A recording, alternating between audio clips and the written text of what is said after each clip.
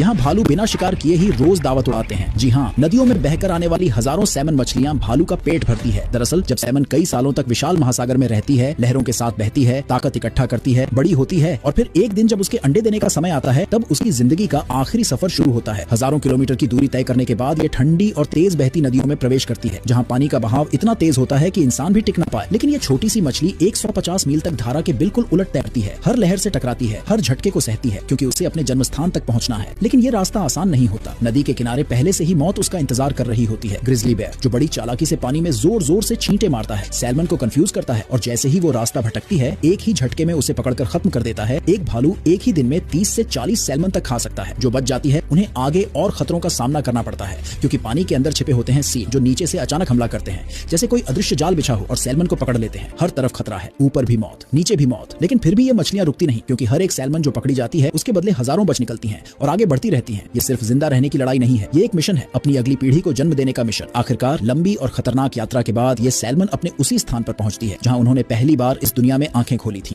वही ठंडा साफ पानी, वही नदी का किनारा, और यहीं उन्हें मादा मिलते हैं। जिंदगी में सिर्फ एक बार अंडे दिए जाते हैं, एक नई पीढ़ी जन्म लेती है। लेकिन जैसे ही ये मिशन पूरा होता है, सैल्मन की ताकत खत्म होने लगती है, उनका शरीर जवाब देने लगता है और धीरे धीरे वो मर जाती हैं। लेकिन उनकी मौत भी बेकार नहीं जाती। उनका शरीर नदी में घुलकर पोषक तत्व बन जाता है, जो पानी में मिलकर छोटे छोटे बेबी सैल्मन को सबसे मजबूत शुरुआत देता है, ताकि वो भी बड़े होकर वही सफर दोहरा सकें। यही तो है प्रकृति का सबसे बड़ा सबक। जहां एक जिंदगी खत्म होती है, वहीं से हजारों नई जिंदगियां शुरू होती हैं।